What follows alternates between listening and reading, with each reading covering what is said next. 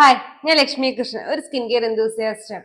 ഇന്ന് നമ്മൾ സംസാരിക്കാൻ പോകുന്ന ഓരോ ടൈപ്പ് ഹൈപ്പർ പിഗ്മെന്റേഷനെയും പറ്റിയിട്ടും പിന്നെ നമുക്ക് തന്നെ അറിയാം ഒരുപാട് ഇൻഗ്രീഡിയൻസ് ഇല്ലേ ഹൈപ്പർ പിഗ്മെന്റേഷൻ, അതെങ്ങനെ ഓരോന്നും എങ്ങനെ വർക്ക് ചെയ്യുന്നു എന്നുള്ളതിനെ പറ്റിയിട്ടാണ്.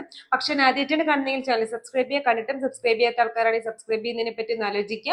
അപ്പൊ നമുക്ക് വീഡിയോയിലോട്ട് എടുക്കാം. നമുക്ക് ഒരുപാട് ടൈപ്പ് ഹൈപ്പർ പിഗ്മെന്റേഷൻസ് ഫേസിൽ വരാറില്ല.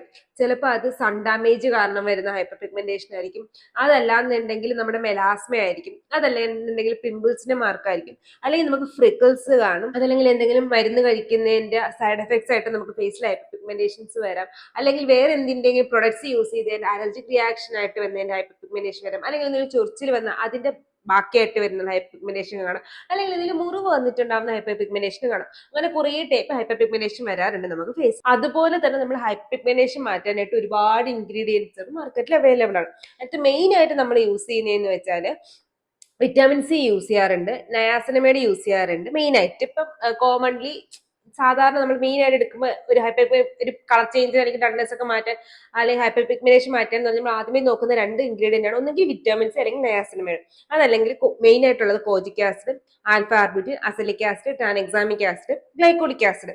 പിന്നെ ഏറ്റവും ടോപ്പിൽ ഉണ്ടാവുന്ന ഹൈഡ്രോക്വിനോൺ ആണ്. ഇത് പ്രിസ്ക്രിപ്ഷൻ മെഡിക്കേഷൻ ആയതുകൊണ്ട് ഞാൻ അങ്ങോട്ട് പോകുന്നതേ ഇല്ല, അത് അവിടെ തന്നെ നിന്നോട്ടെ.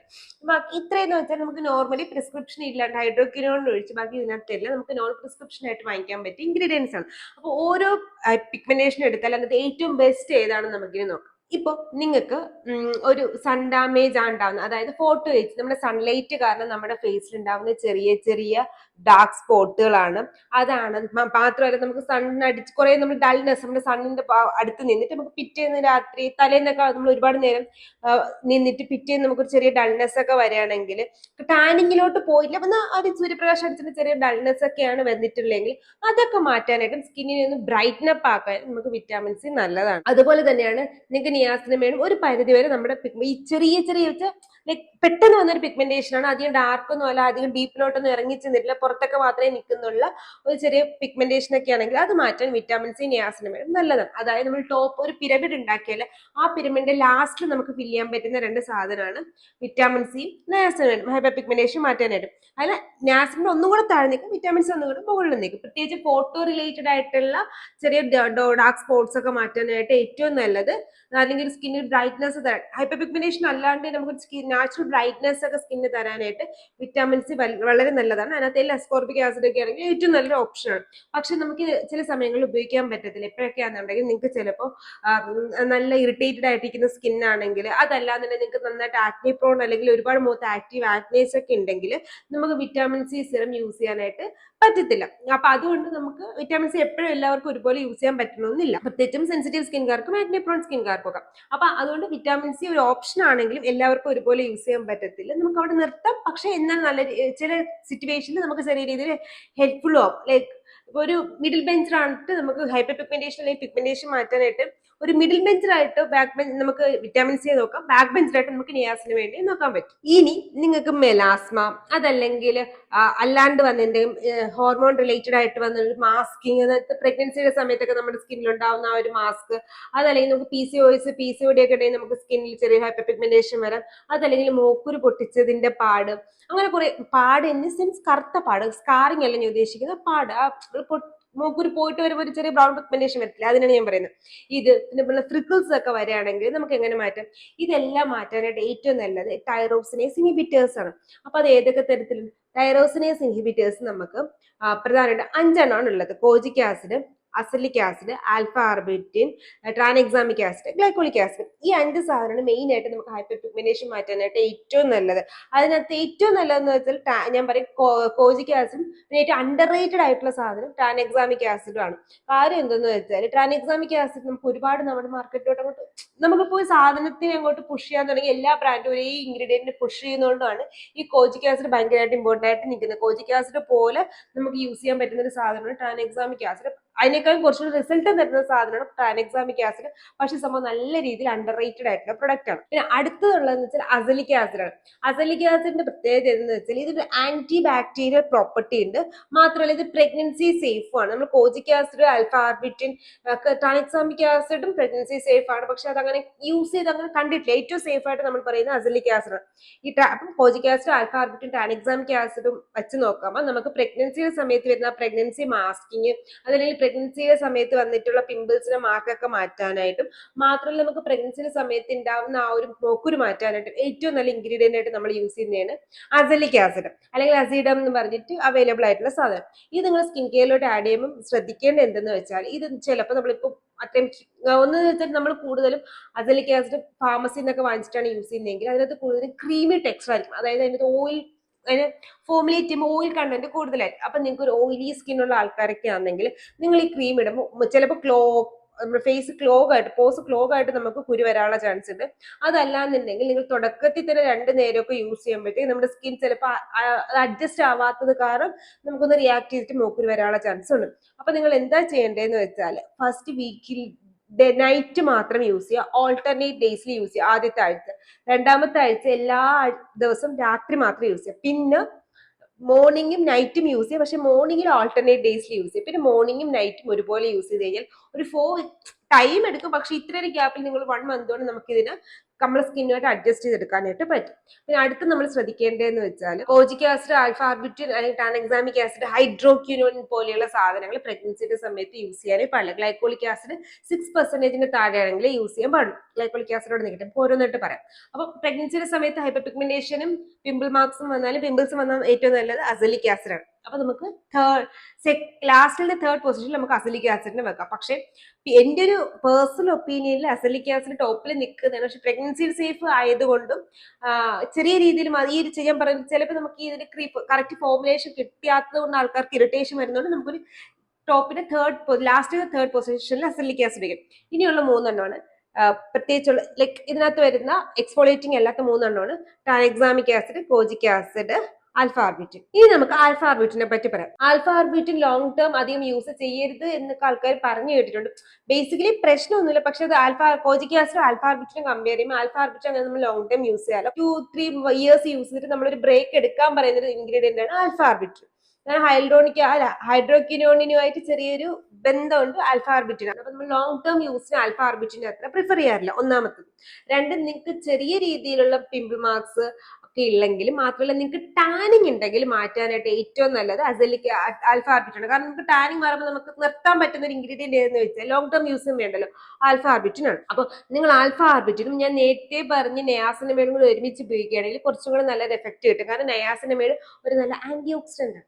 സോ അതുകൊണ്ട് നമുക്ക് രണ്ട് രീതിയിലും ആൽഫ ആർബിറ്റിൻ യൂസ് ചെയ്യാൻ പറ്റും. കാരണം നമ്മൾ ഇനി ഫ്യൂച്ചറിൽ നയാസിനമൈഡ് യൂസ് ചെയ്യുന്ന കാരണം ഫ്യൂച്ചറിൽ ഒരു സൺ ഡാമേജ് ഉണ്ടാവത്തുമില്ല. ഓൾറെഡി നമ്മൾ വന്ന ഒരു പിഗ്മെന്റേഷൻ മാറ്റാനായിട്ട് അല്ലെങ്കിൽ ടാനിങ് മാറ്റാനായിട്ട് നമ്മൾ ആൽഫ ആർബിറ്റിൻ യൂസ് ചെയ്യുന്നുണ്ട്. ആൽഫ ആർബിറ്റിനൊക്കെ 2% ഒക്കെയാണ് മെയിൻലി നമ്മൾ യൂസ് ചെയ്യാറുള്ളത്. അപ്പൊ നിങ്ങൾക്ക് ടാനിങ്ങോ മൈൽഡ് ആയിട്ടുള്ള ഒരു പിമ്പിൾ മാർക്സ് ഒക്കെ ഉണ്ടെങ്കിൽ മാറ്റാനായിട്ട് ഏറ്റവും നല്ലത് ആൽഫ ആർബിറ്റിൻ ആണ്. അപ്പൊ നമ്മൾ താഴെയിൽ നിന്ന് മുകളിലത്തെ ഇതിൽ 4th നമ്മൾ ആൽഫ ആർബിറ്റിൻ വെച്ചു. ഇനി നമുക്ക് സെക്കൻഡ് ഏറ്റവും ടോപ്പ് 2 ഏതാന്നൊക്കെ നോക്കാം. ഇനിയാണ് കോജിക് ആസിഡ്. കോജിക് ആസിഡിന്റെ കോജിക് ആസിഡ് എന്ന് വെച്ചാൽ നമ്മുടെ ഏറ്റവും കൂടുതൽ പിഗ്മെന്റേഷൻ മാറ്റാനായിട്ട് യൂസ് ചെയ്യുന്ന ഒരു സാധനമാണ് കോജിക് ആസിഡ്.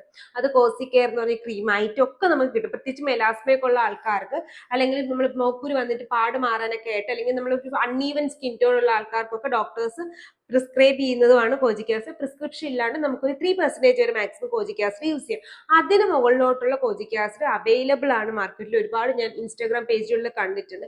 പക്ഷെ അത് നമുക്ക് ബേൺ ഉണ്ടാക്കുകയും നമ്മുടെ സ്കിൻ പീൽ ആക്കി ഇളക്കുകയും ചെയ്യും.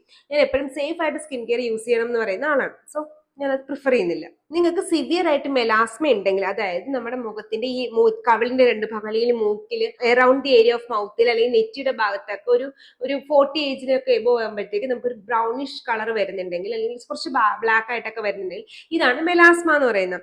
ഇത് മെയിൻ ആയിട്ടും കാണപ്പെടുന്നത് സ്ത്രീകൾക്കാണ്, പ്രത്യേകിച്ച് മെനോപാസ് ആയിട്ടുള്ള സ്ത്രീകൾക്ക്. റീസൺസ് എന്തൊക്കെയാണെന്ന് വെച്ചാൽ, ഒന്ന് മെയിൻ ആയിട്ട് സൺ ഡാമേജ് തന്നെയാണ്. പിന്നെ നമ്മുടെ അടുക്കളയിൽ നിന്ന് കിട്ടുന്ന ചൂട് തന്നെ റീസൺ ആണ്. പിന്നെ നമ്മൾ മെനോപാസ് ആകുമ്പോൾ നമ്മുടെ ശരീരത്തിൽ ഉണ്ടാകുന്ന ഹോർമോണൽ ചേഞ്ചസ് മെലാസ്മ മെലാസ്മയ്ക്ക് ഒരു റീസൺ ആണ്. പിന്നെ നമ്മുടെ ഹെറിഡിറ്ററി, വീട്ടിലെ പണ്ട് ആർക്കെങ്കിലും ഒക്കെ ഉണ്ടെങ്കിൽ നിങ്ങൾക്ക് മെലാസ്മ വരാനുള്ള ചാൻസ് ഉണ്ട്. ഇപ്പൊ എനിക്ക് എടുത്തെങ്കിൽ എന്റെ അമ്മയ്ക്ക് മെലാസ്മ ഉള്ളതാണ്. സോ എനിക്ക് മെലാസ്മ വരാനുള്ള ചാൻസ് ഒരു 50% ഒക്കെ ഉള്ളതാണ്. കാരണം വീട്ടിലുള്ള ആർക്കുള്ള എല്ലാ ഹെറിഡിറ്ററി ആയിട്ടുള്ള അസുഖങ്ങൾ എന്നെ തെടിപ്പിടിച്ച് വരുന്ന ആളായതുകൊണ്ട് എനിക്ക് ഡെഫിനറ്റ്ലി വരാൻ ചാൻസ് ഉണ്ട്. മേ ബി എനിക്ക് ചിലപ്പോഴൊക്കെ തോന്നാറുണ്ട് ഉണ്ടോന്ന്, മേ ബി എന്റെ പേടി ലൈക്ക് വരുമെന്ന് ചിന്തിച്ചുകൊണ്ടിരിക്കുന്നതുകൊണ്ടായിരിക്കും. എനിവേസ് അത് വിടും. അപ്പം മെലാസ്മ ഹെറിഡിറ്ററി ആയിട്ടൊക്കെ വരാം. ആണുങ്ങൾക്കും വരാറുണ്ട്, പെണ്ണുങ്ങൾക്കും വരാറുണ്ട്. ഇത് ഏറ്റവും കൂടുതൽ കാണുന്നത് സ്കിൻ ഓഫ് കളറിനാണല്ലോ. അതായത് നമ്മളാണല്ലോ സ്കിൻ ഓഫ് കളർ എന്നുള്ള ആൾക്കാർ പറയുന്നത്, ബ്രൗൺ യെല്ലോ അങ്ങനെയൊക്കെ പറഞ്ഞിട്ടുള്ള ആൾക്കാർ. അപ്പൊ നമുക്കാണ് കൂടുതലായിട്ട് മെലാസ്മ വരാൻ ചാൻസ് ഉണ്ട്. കാരണം ഈ സണ്ണിന്റെ ഒരു എക്സ്പോഷർ നമുക്ക് കുറച്ച് കൂടുതലായതുകൊണ്ട്. പിന്നെ പക്ഷെ നമ്മുടെ ഫുഡിൽ നമുക്കത് ഒരു പരിധി വരെ ആന്റി ഓക്സിഡൻസ് കഴിച്ച് നിർത്താമെങ്കിൽ മെലാനോസൈറ്റ്സിൽ നിന്ന് മെലാനിൻ പ്രൊഡക്ഷൻ നമുക്ക് അധികം കൺട്രോൾ ചെയ്യാൻ പറ്റത്തില്ല. സോ അതുകൊണ്ട് ട്രിഗറിങ് ഫാക്ടേഴ്സ് വന്നു കഴിഞ്ഞാൽ മെലാസ്മ നമ്മൾ കോജിക് ആസിഡ് ഉപയോഗിച്ച് മാറ്റിയ മെലാസ്മ ആണെങ്കിൽ പോലും, അല്ലെങ്കിൽ നിങ്ങൾ പ്രോപ്പർ ആയിട്ട് ട്രീറ്റ്മെന്റ് എടുത്താൽ പോലും തിരിച്ചു വരും. അപ്പൊ മെലാസ്മയൊക്കെയാണ് നിങ്ങൾക്ക് ഇല്ലെങ്കിൽ നിങ്ങൾ എപ്പോഴും അതിന്റെ ട്രിഗറിങ് ഫാക്ടർ കണ്ടുപിടിക്കുക. അതായത് എന്തുകൊണ്ടാണ് നിങ്ങൾക്ക് മെലാസ്മ ഉണ്ടാക്കിയെന്ന് മനസ്സിലാക്കുക. ആ ഫാക്ടറിനെ മാക്സിമം ഒന്ന് കൺട്രോൾ ചെയ്യാനായിട്ട് നിർത്തുക. ഹോർമോണൽ ഇതൊക്കെ ആണെങ്കിൽ നമുക്ക് കുറച്ച് നന്നായിട്ട് അത് ആ ഒരു മെനോപാസ് ഒക്കെ കഴിയുമ്പോഴത്തേക്ക് ആ ഒരു കറുപ്പ് മാറും. എക്സാമ്പിൾ പറഞ്ഞു കഴിഞ്ഞാൽ ഇപ്പൊ ചിലപ്പം നിങ്ങൾ ചില ആന്റിമാർക്കോ അല്ലെങ്കിൽ നമ്മുടെ വീട്ടിലുള്ള അമ്മമാർക്കോ വല്യമ്മമാർക്കോ കുഞ്ഞുമാർക്കോ ഒക്കെ ആണെങ്കിൽ നിങ്ങൾ ശ്രദ്ധിച്ചു കഴിഞ്ഞാൽ അവരുടെ മുഖത്തിൽ കറുപ്പ് വന്നിട്ടുണ്ടായിരിക്കും. പക്ഷെ ഒരു പർട്ടിക്കുലർ ടൈം കഴിയുമ്പോൾ നാച്ചുറലി അവർ തന്നെ പറയും തനിയെ പോയി എന്ന് പറയും. അതിന് റീസൺ എന്ന് വെച്ചാൽ ഹോർമോൺ ഇംബാലൻസ്, മെനോപാസ് കഴിഞ്ഞിട്ടുള്ള ആ ഒരു ചേഞ്ച് ഒക്കെ ഒന്ന് സെറ്റ് ആകുമ്പോഴത്തേക്ക് ട്രിഗറിങ് ഫാക്ടർ പോയി. അപ്പൊ ആ പാട് മാറുകയും ചെയ്തു. അതാണ് ഏറ്റവും വലിയ കാര്യം, ഏറ്റവും ഇമ്പോർട്ടന്റ് ആയിട്ടുള്ള കാര്യം. മെലാസ്മ വന്നു കഴിഞ്ഞാൽ കോജിക് ആസിഡ് മാത്രം പോരാ, നിങ്ങൾ ശ്രദ്ധിക്കേണ്ടത് ട്രിഗറിങ് ഫാക്ടർ മാറ്റണം. അതിന്റെ കൂടെ നമ്മൾ ടാനിങ്, സൺ ഡാമേജ് ഉണ്ടാവാതിരിക്കാനും ശ്രദ്ധിക്കണം. അതായത് സൺസ്ക്രീൻ ഉപയോഗിക്കാനും ശ്രദ്ധിക്കണം. കാരണം സൺസ്ക്രീൻ പ്രോപ്പറായിട്ട് നമ്മൾ ഉപയോഗിച്ചില്ല എന്നുണ്ടെങ്കിൽ ഓൾറെഡി നമ്മൾ അവിടെ ഒരു ട്രിഗറിങ് ഫാക്ടർ വരുന്നതിന്റെ കൂടെ സൺലൈറ്റ് കൂടെ അടിക്കുമ്പോഴത്തേക്ക് മെലാനോസൈറ്റ്സിൽ നിന്ന് മെലാനിൻ പ്രൊഡക്ഷൻ കൂടും. അപ്പൊ ആ ഡാർക്ക്നെസ് കൂടി വരാനുള്ള ചാൻസ് കൂടുതലാണ്. അപ്പോൾ നിങ്ങൾക്ക് മെലാസ്മയൊക്കെയാണ് ഉള്ളതെന്നുണ്ടെങ്കിൽ നിങ്ങൾക്ക് കോജിക് ആസിഡ് ബെസ്റ്റ് ആണ്. അതിന്റെ കൂടെ നിങ്ങൾക്ക് വേറെ ഇൻഗ്രീഡിയന്റും കൂടെ വീക്ക്ലി വൺസോ ടൈസ് യൂസ് ചെയ്യണം. അത് ഏതാണെന്ന് നമുക്ക് ലാസ്റ്റ് പറയാം.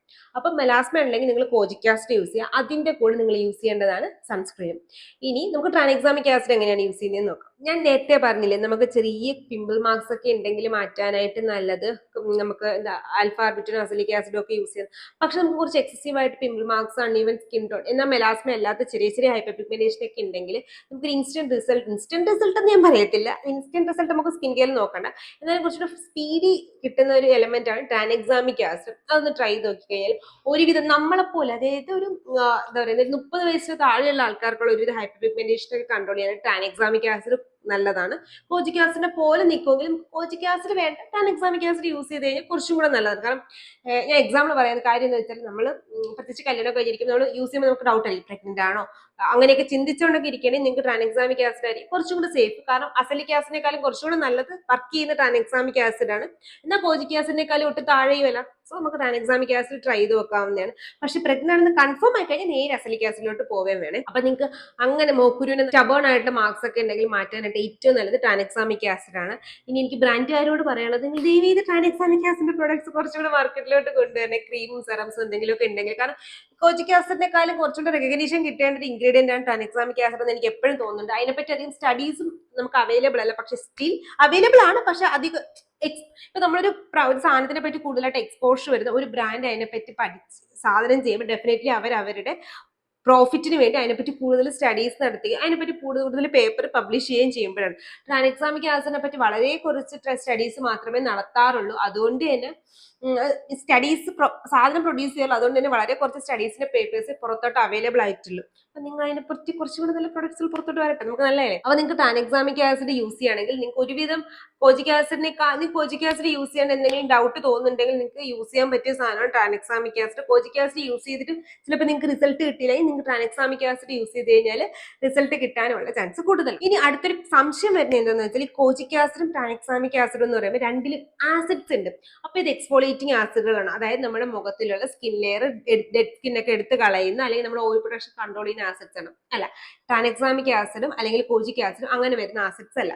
നമുക്ക് പിഗ്മെന്റേഷൻ ഏറ്റവും നല്ലൊരു ആസിഡ് ഏതാണെന്ന് വെച്ചാൽ രണ്ടെണ്ണം ഉണ്ട്, ഗ്ലൈക്കോളിക് ആസിഡും ലാക്ടിക് ആസിഡും. ഇനി നമുക്ക് അത് രണ്ടും എങ്ങനെയാണ് ഹൈപ്പർ പിഗ്മെന്റേഷനിൽ ഇമ്പോർട്ടന്റ് ആവുന്നത് നോക്കാം. ഹൈപ്പർ പിഗ്മെന്റേഷൻ ഉള്ളപ്പോൾ നമ്മൾ ഏറ്റവും കൂടുതൽ നന്നായിട്ട് യൂസ് ചെയ്യുന്ന ഒരു എക്സ്ഫോളിയേറ്റിംഗ് ആസിഡ് എന്ന് വെച്ചാൽ ഗ്ലൈക്കോളിക് ആസിഡ് എബോവ് 6% എബോവ് ആണ്. പ്രത്യേകിച്ച് 12% നമ്മൾ ഫേസിൽ യൂസ് ചെയ്യാറില്ല. എക്സ്ഫോളിയേറ്റിംഗ് സിറംസ് യൂസ് ചെയ്യുമ്പോൾ മാത്രമേ യൂസ് ചെയ്യാറുള്ളൂ. അല്ലെങ്കിൽ നിങ്ങൾക്ക് 6% ഗ്ലൈക്കോളിക് ആസിഡ് വീക്ക്ലി വൺസ് ഫേസിൽ യൂസ് ചെയ്യുകയാണെങ്കിൽ നിങ്ങൾക്ക് മാറാനുള്ള ചാൻസ് കൂടുതലാണ്. കാരണം നമ്മുടെ ഔട്ടർ ലെയറിലുള്ള ആ ഒരു ഹൈപ്പർ പിഗ്മെന്റേഷൻ മാറ്റാനായിട്ടും കോജിക് ആസിഡ് ഹെൽപ്പ് ചെയ്യും. അതായത് നമ്മൾ ഡെഡ് സ്കിൻ ലെയറിൽ നമ്മൾ പുറത്ത് നിൽക്കുന്ന ആ ഒരു ലെയറിനെ എടുത്ത് കളയാനായിട്ട് ട്രാൻഎക്സാമിക് ആസിഡ് ഹെൽപ്പ് ചെയ്യും. അതുപോലെ തന്നെ നമ്മുടെ സ്കിൻ ലെയറിലോട്ട് ഇറങ്ങി ചെന്നിട്ട് മെലാനോസൈറ്റ്സിന്റെ പിലോനോസൈറ്റ്സ് ചെന്നിട്ട് ടൈറോസിനേസ് ഇൻഹിബിറ്റർ ആയിട്ട് ആക്ട് ചെയ്ത് മെലാനിൻ പ്രൊഡക്ഷൻ കൺട്രോൾ ചെയ്യാനും ഗ്ലൈക്കോളിക് ആസിഡ് ഹെൽപ്പ് ചെയ്യും. 2 in 1 ആണ് ഗ്ലൈക്കോളിക് ആസിഡ്. അപ്പൊ അതുകൊണ്ട് തന്നെ നമ്മൾ ഗ്ലൈക്കോളിക് ആസിഡ് നല്ല ഒരു നിങ്ങൾക്ക് പിഗ്മെന്റേഷൻ ഉണ്ടെങ്കിൽ നിങ്ങൾ എക്സ്ഫോളിയേറ്റിംഗിന് വേണ്ടി ഏറ്റവും കൂടുതൽ യൂസ് ചെയ്യാൻ പറയുന്നത് ഗ്ലൈക്കോളിക് ആസിഡ് ആണ്. പക്ഷേ ഇപ്പോ മൊക്കുരു ഉണ്ടപ്പോഴൊക്കെ നമുക്ക് ഗ്ലൈക്കോളിക് ആസിഡ് യൂസ് ചെയ്യും, മൊക്കുരുവിന്റെ പാടില്ലപ്പോഴും നമുക്ക് ഗ്ലൈക്കോളിക് ആസിഡ് യൂസ് ചെയ്യും, കുഴപ്പമില്ല. പക്ഷെ ശ്രദ്ധിക്കേണ്ടത് എന്തെന്ന് വെച്ചാൽ ഗ്ലൈക്കോളിക് ആസിഡ് വാങ്ങിച്ച് എന്നും ഡെയിലി യൂസ് ചെയ്യാൻ നിൽക്കരുത്. വീക്കിലി വൺസ് അല്ലെങ്കിൽ 2 days നൈറ്റ് മാത്രമേ യൂസ് ചെയ്യാം. എന്തുകൊണ്ടാണ് ഗ്ലൈക്കോളിക് ആസിഡ് നൈറ്റ് യൂസ് ചെയ്യണമെന്ന് പറയുന്നതെന്ന് വെച്ചാൽ ഇതൊരു എക്സ്ഫോളിയേറ്റിംഗ് ആസിഡ് ആണ്. അതായത് ഇത് നിങ്ങളുടെ outer layer dead skin layer break ചെയ്ത് കളയുന്ന സാധനമാണ്. അതുകൊണ്ട് തന്നെ നമ്മൾ പകൽ സമയത്ത് യൂസ് ചെയ്യുമ്പോൾ നമ്മുടെ സൺ എക്സ്പോഷർ വരുമ്പോൾ ചിലപ്പോൾ അത് നമ്മുടെ സ്കിൻ ഇറിറ്റേഷൻ വരുത്താൻ ചാൻസ് ഉണ്ട്. നൈറ്റിലാകുമ്പോൾ ആ ഒരു പ്രശ്നമില്ല, ഹീലിംഗ് പ്രോസസ്സും ഒക്കെ നല്ല രീതിയിൽ നടക്കും, സണ്ണുമായിട്ടുള്ള ഒരു ഡിസ്റ്റർബൻസ് ഉണ്ടാക്കാനായിട്ട് പോണില്ല. സോ അതുകൊണ്ടാണ് നൈറ്റ് യൂസ് ചെയ്യാനും പിറ്റേന്ന് മസ്റ്റ് ആയിട്ട് സൺസ്ക്രീൻ ഫോളോ അപ്പ് ചെയ്യാനും പറയുന്നത് ഗ്ലൈക്കോളിക് ആസിഡ്. പക്ഷെ പ്രഗ്നന്റ് ആണെന്നുണ്ടെങ്കിൽ നിങ്ങൾ ഒരിക്കലും ഗ്ലൈക്കോളിക് ആസിഡ് യൂസ് ചെയ്യരുത്. ലാക്ടേറ്റിംഗ് പേരൻസും മദറും ഒരിക്കലും ഗ്ലൈക്കോളിക് ആസിഡ് യൂസ് ചെയ്യരുത്. ഫാദർ യൂസ് ചെയ്താൽ കുഴപ്പമില്ല, മദർ ഒരിക്കലും ഗ്ലൈക്കോളിക് ആസിഡ് യൂസ് ചെയ്യരുത്. അപ്പൊ ലാക്ടിക് ആസിഡും ഒരു ഏജ് ഉണ്ട്, അതായത് ആൽഫ ഹൈഡ്രോക്സി ആസിഡ് ഗ്ലൈക്കോളിക് ആസിഡിനെ പോലെ തന്നെ ഒരു ആസിഡാണ്. ഇത് നമ്മൾ outer layer of skin break ചെയ്യാൻ ഹെൽപ്പ് ചെയ്യുന്ന ആളാണ്. ഇത് വേറൊരു രീതിയിലും സഹായിക്കും. എങ്ങനെയാന്ന് വെച്ചാൽ ഇത് പ്രഗ്നൻസി സേഫ് ആണ്. സെൻസിറ്റീവ് സ്കിൻകാർക്കും യൂസ് ചെയ്യാൻ പറ്റിയ എക്സ്ഫോളിയേറ്റിംഗ് സ്പീൽ അല്ലെങ്കിൽ സിറമാണ് ലാക്ടിക് ആസിഡ്. പക്ഷെ ഇത് അവർക്കും സേഫ് ആണെന്ന് ഇപ്പം എല്ലായിടത്തും ഒരു ഡൗട്ട് ഉണ്ട്. ചേച്ചി സെൻസിറ്റീവ് സ്കിൻകാർക്ക് യൂസ് ചെയ്യുന്ന ഈ എക്സ്ഫോളിയേറ്റിംഗ് ആസിഡ് ഞാൻ എന്റെ സെൻസിറ്റീവ് സ്കിൻ, എന്റെ കുറച്ച് ഡ്രൈ അല്ലെങ്കിൽ നോർമൽ സ്കിൻ ഞാൻ ഡെയിലി യൂസ് ചെയ്തോട്ടെ, അങ്ങനെയല്ല അത് വർക്ക് ചെയ്യുന്നത്. നിങ്ങൾക്ക് സെൻസിറ്റീവ് സ്കിൻ ആണെങ്കിൽ ലെസ് എഫക്റ്റീവ് ആണെന്നേ ഉള്ളൂ. അപ്പോൾ നമുക്ക് യൂസ് ചെയ്യേണ്ടതെല്ലാം ഒരുപോലെയാണ്. വീക്കിലി വൺസോ ട്വൈസോ മാത്രമേ ലാക്ടിക് ആസിഡ് മുഖത്ത് യൂസ് ചെയ്യുള്ളൂ. ലാക്ടിക് ആസിഡ് പ്രഗ്നൻസി സേഫ് ആണ്. അതുപോലെ തന്നെ നിങ്ങൾക്ക് ടാനിങ് ഉണ്ടെങ്കിൽ നിങ്ങൾ ആ ഒരു ടാനിങ് കൊണ്ടുണ്ടായ ഹൈപ്പർ പിഗ്മെന്റേഷൻ മാറാനും ഏറ്റവും ബെസ്റ്റ് ആണ് ലാക്ടിക് ആസിഡ്. അപ്പൊ ടാനിങ് ഉണ്ടെങ്കിൽ നിങ്ങൾ എവിടെയെങ്കിലും വെക്കേഷൻ ഒക്കെ പോയിട്ട് വന്ന് ഫേസിൽ ഒരു ഡാർക്ക്നെസ് ഒക്കെ തോന്നിയാൽ നിങ്ങൾക്ക് യൂസ് ചെയ്യാൻ പറ്റിയ എക്സ്ഫോളിയേറ്റിംഗ് ആസിഡ് ആണ് ലാക്ടിക് ആസിഡ്. അപ്പൊ നിങ്ങൾക്ക് ടാനിങ് വന്ന് ഏതൊക്കെ ഓക്കെ അതാണ് നിൽക്കട്ടെ. അപ്പൊ നമ്മുടെ പിരമിഡ് നിങ്ങൾക്ക് മനസ്സിലായല്ലോ. ടോപ്പിൽ നമുക്ക് നിർത്താം കോജിക് ആസിഡ്, തൊട്ട് താഴെ ലൈക്ക് ഗോൾഡ് തന്നെയാണ്, കുറച്ചും കൂടെ താഴെ നമുക്ക് ട്രാൻഎക്സാമിക് ആസിഡ് നിർത്താം.